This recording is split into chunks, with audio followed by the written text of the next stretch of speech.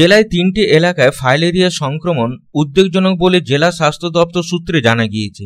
এলাকাগুলি হল আসানসোল, বারাবণী ও কুলটি। সম্প্রতি জেলা জুড়ে রাতে রক্ত পরীক্ষায় সংক্রমণের বিষয়টি জানা যায়। সংক্রমণ রোধে ওইসব এলাকায় গণ ঔষধ সেবন কর্মসূচি শুরু হয়েছে সোমবার থেকে। বাড়ি বাড়ি যাচ্ছেন স্বাস্থ্যকর্মীরা।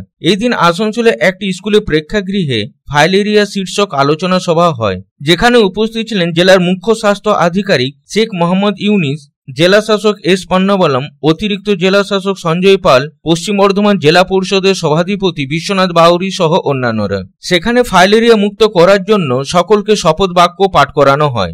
জেলার মুখ্য স্বাস্থ্য আধিকারিক শেখ মোহাম্মদ ইউনুস জানান, পশ্চিম বর্ধমান জেলা জুড়ে ফাইলেরিয়া সংক্রমণের হার জানতে সম্প্রতি রাতে রক্তের নমুনা পরীক্ষা করানো হয়। তাতে জানা গিয়েছে আসানসোল, কুলটি ও বারাবণী এলাকায় ফাইলেরিয়া সংক্রমণ উদ্বেগজনক। সেই কারণে সংক্রমণ ঠেকাতে গণ ঔষধ সেবন কর্মসূচি নেওয়া হয়েছে। স্বাস্থ্যকর্মীরা বাড়ি বাড়ি যাচ্ছেন। ওই 3 এলাকায় রক্তের নমুনা পরীক্ষায় 1% বেশি বাসিন্দাদের শরীরে ফাইলেরিয়া সংক্রমণ ধরা পড়েছে। সংক্রমিত বাসিন্দার সংখ্যা প্রায় 11,000। সেই কারণে ওই 3 এলাকাকে উদ্বেগজনক বলে চিহ্নিত করা হয়েছে। তিনি আরও জানান, বাড়ি বাড়ি গিয়ে ঔষধ সেবন করানোর জন্য 223 জন স্বাস্থ্যকর্মীকে বিশেষ প্রশিক্ষণ দেওয়া হয়েছে।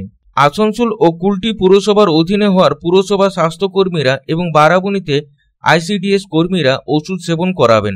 আমাদের 3টে এলাকা, আসানসোল মিউনিসিপ্যালিটি এলাকা, কুলটি এলাকা, কুলটি মিউনিসিপ্যালিটি এলাকা এবং বারাবণী ব্লক, এই 3টি জায়গাতে আমাদের এই প্রোগ্রামটা হয়েছে। স্যার, কতজন এফেক্টেড আছে এখানে? কতজন মানে এটা তো প্রত্যেকটা গোনার সম্ভব না।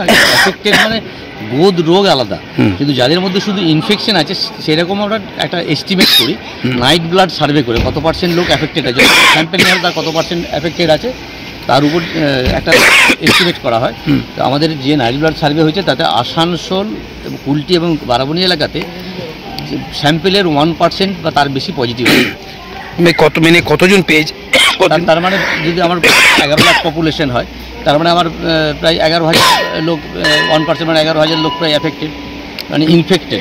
কিউলিক্স প্রজাতির মশার কামড় থেকে ফাইলেরিয়া সংক্রমণ হয়।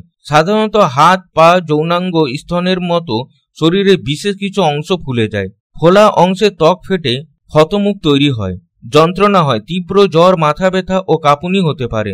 সংক্রমিতদের শরীরে তৎক্ষণাৎ এইসব উপসর্গ ধরা পড়ে না। সংক্রমিত হওয়ার কয়েক বছর পর উপসর্গগুলি দেখা দেয়। তখন আর এই রোগ প্রতিরোধের উপায় বিশেষ একটা থাকে না। সেই কারণে সংক্রমিত হওয়ার আগে প্রতিষেধক নেওয়া উচিত। সেই উপলক্ষে গণ ঔষধ সেবন কর্মসূচি নেওয়া হয়েছে বলে জানিয়েছে স্বাস্থ্য দপ্তর।